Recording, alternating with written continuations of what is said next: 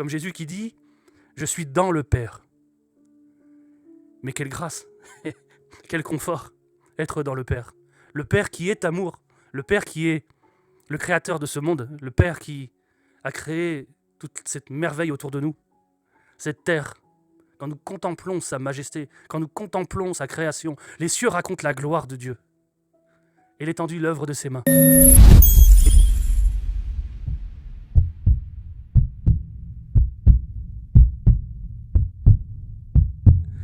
Ô Saint-Esprit, nous te rendons grâce en ce jour, parce que tu es le chemin, tu es le consolateur qui nous amène sur ce chemin que notre Seigneur Jésus-Christ a fait. Le chemin de la vérité, le chemin de la justice, le chemin de l'amour. Sans toi, Saint-Esprit, comment pourrions-nous marcher dans les pas de notre Seigneur Jésus-Christ? Comment pourrons-nous suivre notre Seigneur Jésus-Christ?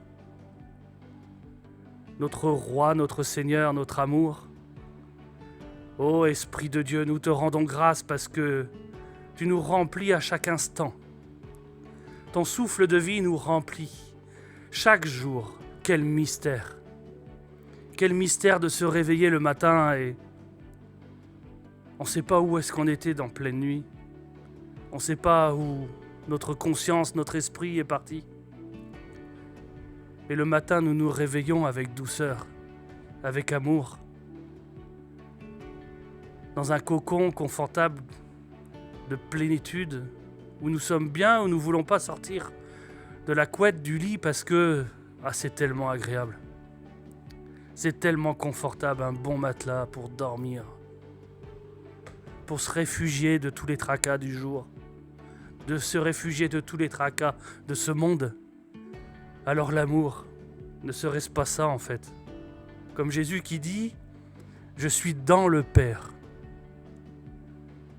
Mais quelle grâce, quel confort, être dans le Père. Le Père qui est amour, le Père qui est le créateur de ce monde, le Père qui a créé toute cette merveille autour de nous, cette terre. Quand nous contemplons sa majesté, quand nous contemplons sa création, les cieux racontent la gloire de Dieu et l'étendue l'œuvre de ses mains.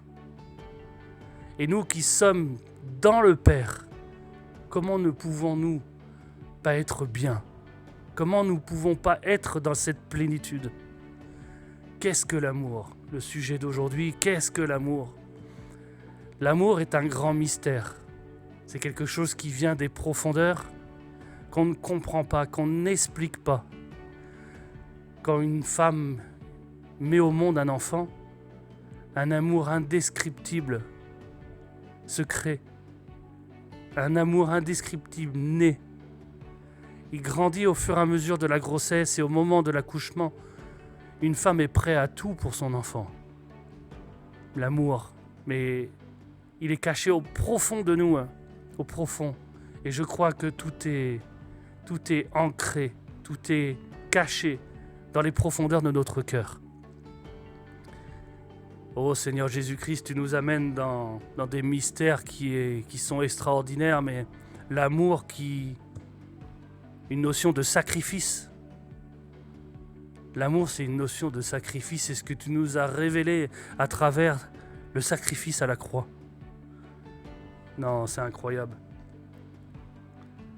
Alors quand on sort en fait et qu'on se dépouille de tous ces vêtements en fait du quotidien, des tracas financiers, des tracas familiaux, de travail, ces pressions de ce monde avec toutes les guerres, les pandémies, les tremblements de terre, les ouragans, toutes ces choses-là, tout ce qu'on entend dans ce qu'on veut nous faire entendre. Non, Seigneur Jésus-Christ, il nous parle de sacrifice. Notre Père a sacrifié son Fils pour nous. Mais quelle dimension d'amour, mais c'est incroyable. Est-ce que nous-mêmes, nous sommes prêts à nous sacrifier pour les autres? Seigneur Jésus-Christ qui a enduré la souffrance sur ce chemin où il a porté la croix. Il a reçu des coups de fouet dans le silence, par amour pour nous. Et nous qui sommes dans la pourriture. Nous qui sommes dans les péchés, dans le rejet, dans la rébellion envers Dieu. Même le peuple d'Israël est en rébellion avec Dieu. Aujourd'hui, il se repose sur un homme, sur des hommes plutôt que Dieu. Imaginez ce que Dieu a fait pour le peuple d'Israël. Il l'a sorti d'Égypte. Il l'a fait traverser des déserts, il l'a amené à la terre promise. Il y a eu des signes et des prodiges en multitude, des prophéties. J'entendais un homme de Dieu l'autre jour qui disait qu'il y avait plus de 2500 prophéties dans la Bible. C'est le seul livre qui a des prophéties. 2000 prophéties qui sont accomplies aujourd'hui. Ça montre en fait la fidélité et la manifestation de notre Dieu pour son peuple, pour les âmes. Alors le sacrifice, c'est quelque chose de mystérieux. Le sacrifice, l'amour, se donner pour les uns et pour les autres. Jésus nous le dit, il nous dit, mais aimez votre prochain comme vous-même. Aimez votre Dieu de tout votre cœur, de toute votre âme, de toutes vos pensées. Tout est une question d'amour. Dieu est amour. Donc la source, je crois, de l'amour doit se chercher en Dieu. J'ai eu personnellement l'occasion de toucher à différents mouvements avant que notre Seigneur Jésus-Christ vienne me chercher. J'ai été dans le bouddhisme et je suis même allé dans le fin fond du monde, dans des camps de réfugiés tibétains en Inde, même au temple du Dalai Lama, et j'ai côtoyé différents mouvements, des musulmans, des différents mouvements religieux. Et à chaque fois, j'étais surpris parce que je rencontrais des personnes de qualité. Des personnes qui avaient, comme on dit, le cœur sur la main. Et qui étaient prêts même à donner ce qu'ils possèdent.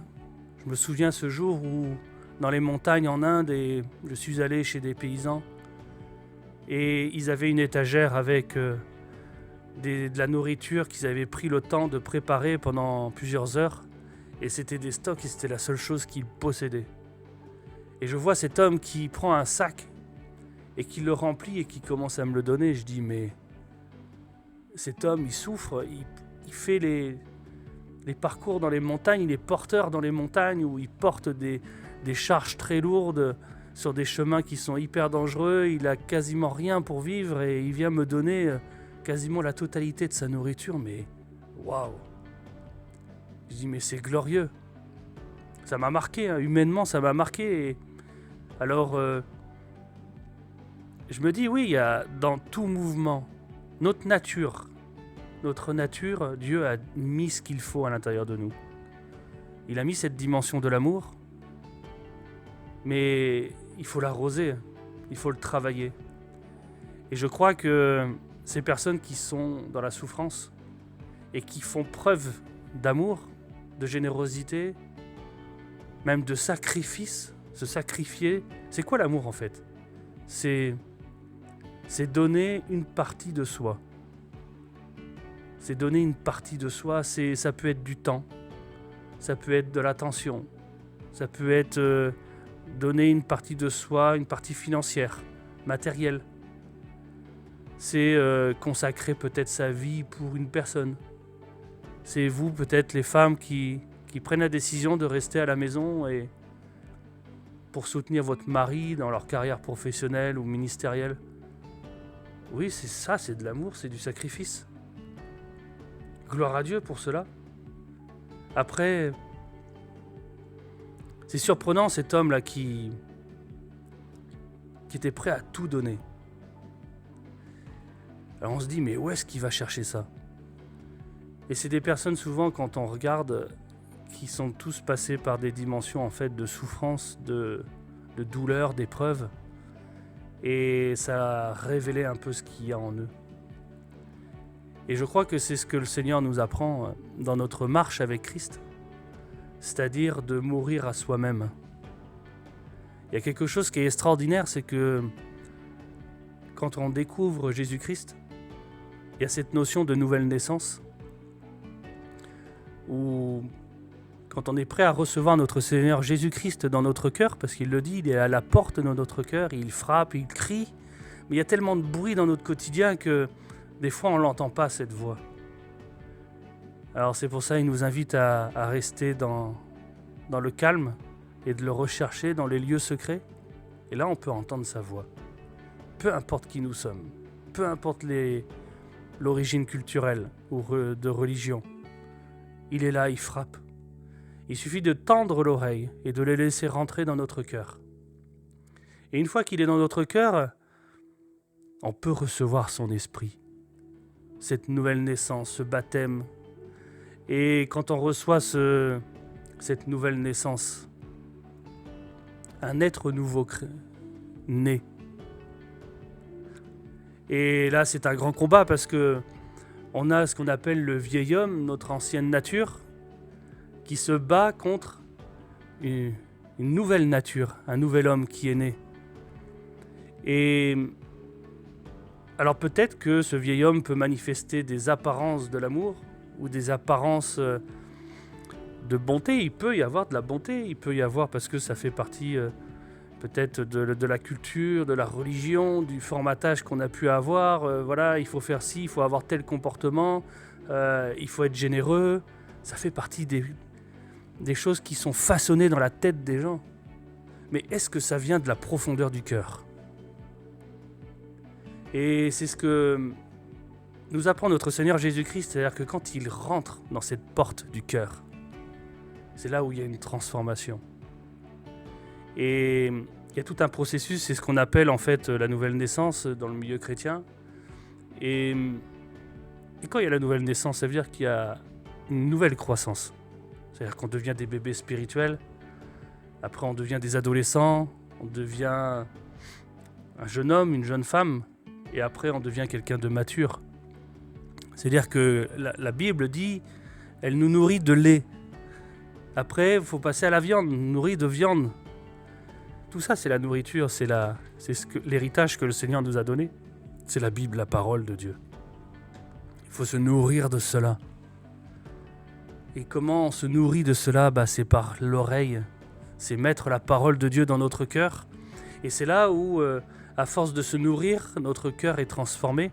Et petit à petit, notre vieil homme commence à mourir. Et là, on commence à incarner la dimension de Christ. On ressemble de plus en plus à Christ. Et c'est ça qui est impressionnant et qui est majestueux, c'est que Dieu nous donne la possibilité de fusionner avec lui, de faire qu'un avec lui. Aujourd'hui, beaucoup de personnes essayent de ressembler à Christ par leur propre force. On a l'apôtre Jean, par exemple, qui a posé sa tête sur le torse de Jésus-Christ. Ce qui est extraordinaire. Il a posé sa tête sur l'amour. Parce qu'il est amour. Il a entendu le souffle, le bruit de la respiration. C'est extraordinaire. Mais Dieu nous amène. Il veut nous amener dans une dimension bien plus haute que cela. C'est-à-dire là, c'est toucher l'amour. Poser sa tête sur Christ. Beaucoup d'hommes de Dieu ou de personnes posent la tête sur Christ. Mais c'est pas ça qu'il nous demande. Il nous demande d'aller à un autre niveau. C'est-à-dire de fusionner avec Christ. Comme un vase. Imaginez 2 bouteilles. Le vieil homme qui commence à disparaître pour être rempli par la nouvelle nature de Christ. Et là, nous faisons qu'un avec Christ. Et c'est là où on peut réellement être amour. Pardonner ce qui est impardonnable. Vous savez, quand on est dans la marche et qu'on découvre notre Seigneur Jésus-Christ, les choses de ce monde en fait se manifestent et on peut passer par des épreuves qui sont difficiles. Personnellement, on m'a accusé de choses terribles. Et j'ai été plusieurs fois en garde à vue, on m'a accusé de choses horribles, on a voulu me mettre en prison. Et notre Seigneur Jésus-Christ s'est manifesté, s'est présenté en moi dans la cellule. Et il m'a sorti de là, il m'a dit « Tout va bien, je m'occupe de tout ». Et quand je suis sorti de cette première garde à vue, la personne qui a voulu me mettre en prison, la première chose que j'ai fait, c'est que je me suis mis à genoux. Et je dis, je te pardonne. Ça, c'est l'amour. Pardonner à ceux qui nous font du mal. Peu importe par quoi vous passez, peu importe ce qu'on vous fait subir, les violences, les vols, les critiques, les calomnies, ne laissez personne rentrer dans les profondeurs de votre cœur et enlever ce que le Seigneur a mis dans votre cœur. Le pardon est une puissance, le pardon est une arme, comme l'amour est une arme, comme l'amour est une puissance. Je me souviens ce jour où notre Seigneur m'a fait faire un rêve, un songe, il y en a qui appellent ça des songes, des visions, où je me voyais courir après l'un des plus grands hommes de Dieu de ce monde. Et je dis, mais si je viens sous sa couverture, je serais protégé et j'arrivais pas à... Il me faisait le sourire, mais il y avait comme un miroir qui m'empêchait d'aller près de lui.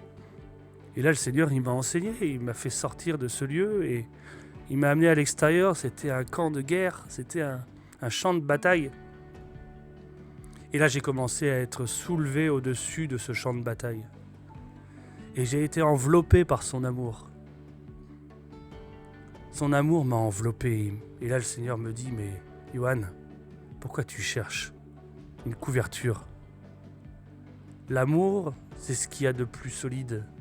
L'amour, c'est la plus grande protection. Quand on est rempli d'amour, on est intouchable.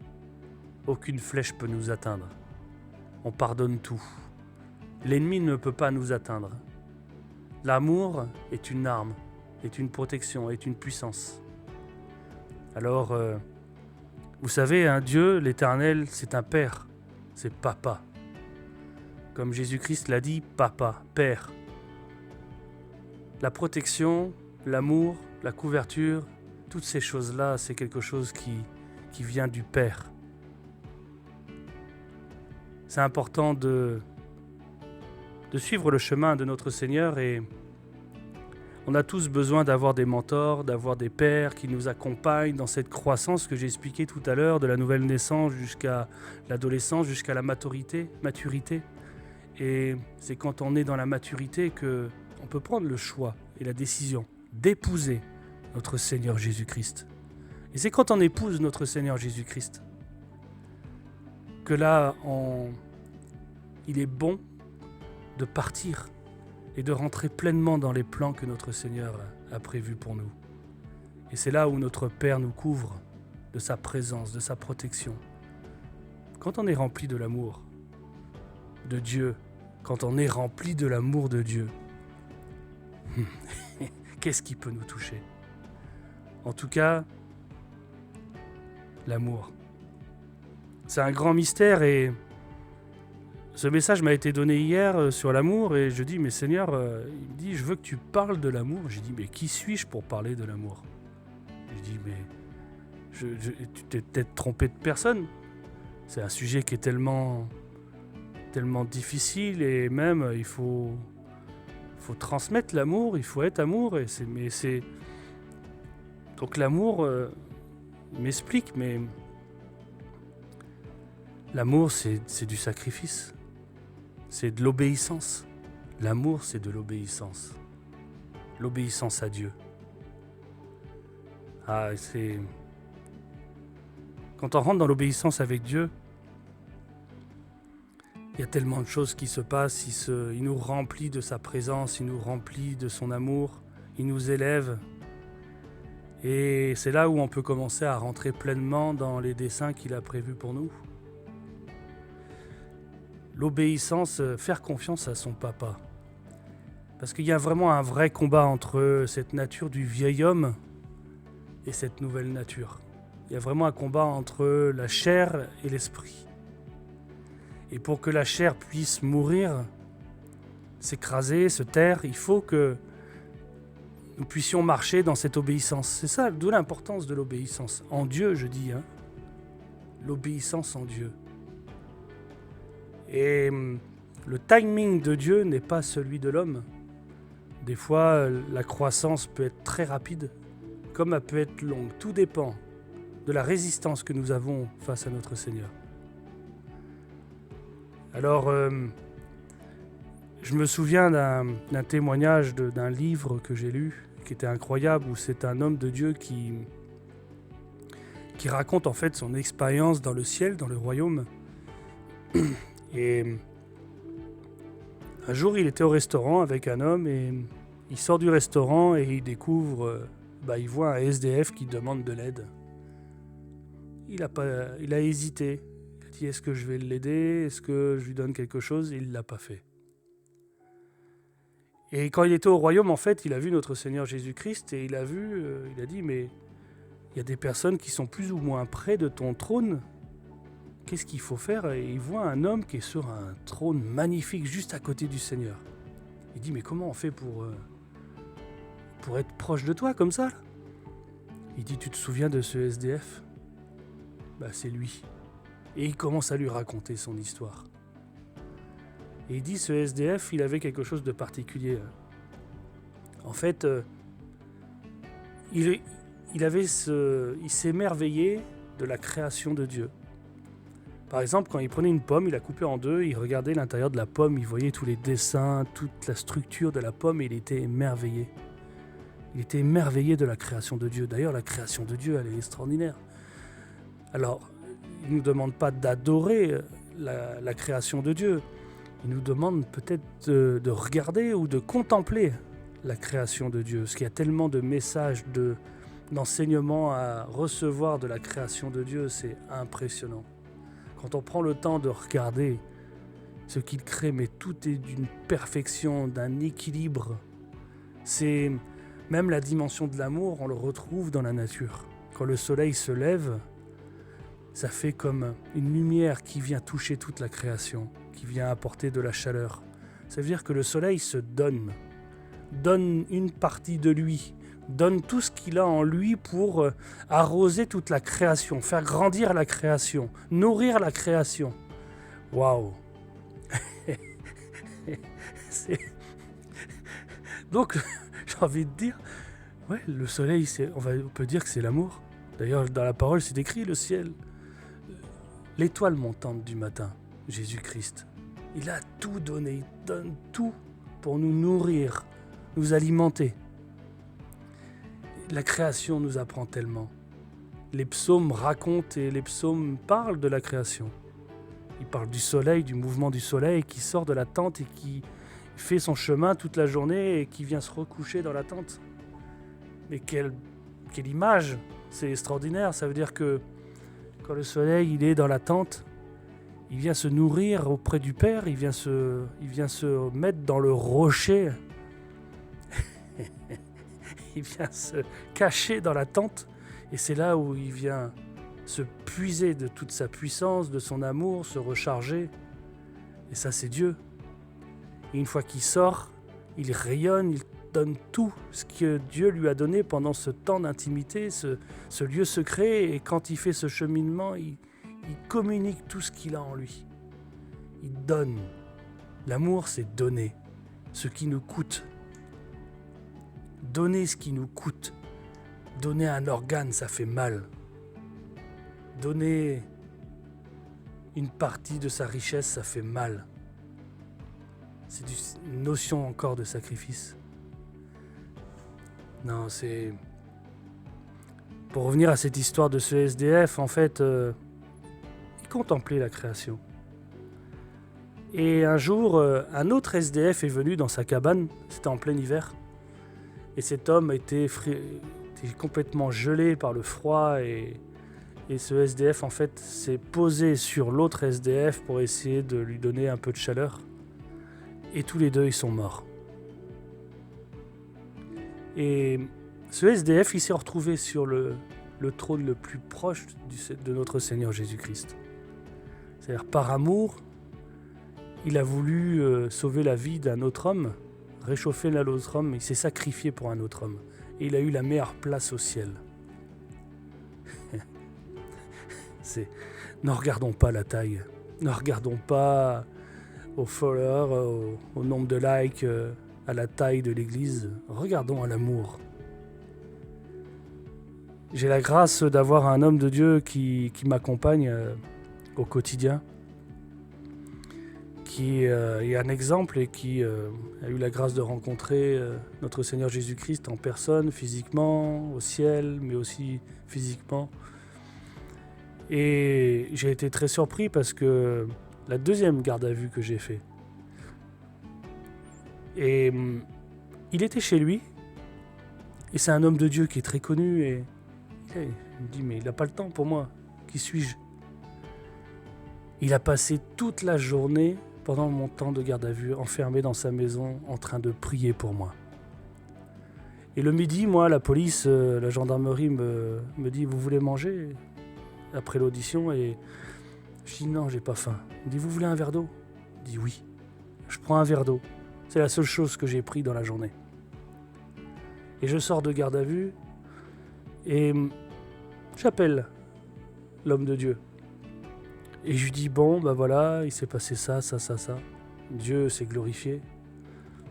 Et il me dit, Johan, depuis ce matin, j'étais dans la prière. J'ai même pas pris un verre d'eau. Waouh. Moi qui étais dans l'épreuve, j'ai eu le droit au verre d'eau.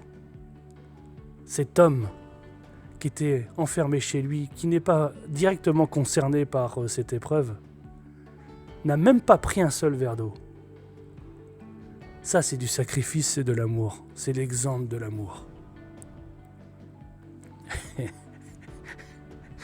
Et c'est ce qu'a fait notre Seigneur Jésus-Christ. C'est ce qu'il a fait. Il n'a pas cherché son intérêt, il n'a pas regardé si ça le concernait ou pas, il s'est sacrifié, il a tout donné de lui-même. Pour nous qui sommes dans le rejet, qui sommes dans la rébellion. Mais c'est tout un combat. La Bible, la parole nous parle de cette rébellion de la Genèse jusqu'à aujourd'hui. Mais l'homme dans sa nature est rébellion, l'homme est poussière. Il est dans sa nature rebelle. Même le peuple d'Israël qui Dieu les sort d'Égypte et dans le désert ils deviennent rebelles, ils viennent renier notre Seigneur. Non, c'est un vrai combat. Il y a tellement de révélations et tellement de profondeur dans qu'est-ce que l'amour. En tout cas, nous te rendons grâce, Seigneur Jésus-Christ, et je prie pour toutes les personnes qui regardent ce petit message, cette vidéo qui est à la hauteur de ce que je suis. J'ai donné une petite partie de moi-même, de ce que le Seigneur a mis dans mon cœur. Et je prie que là où vous êtes, vous puissiez ouvrir votre cœur et recevoir le Saint-Esprit, recevoir l'Esprit de Dieu dans votre cœur. Et qu'il puisse vous toucher là où vous êtes. Ô Seigneur Jésus-Christ, ce sont tes enfants. C'est ta fille. C'est ton fils, toi qui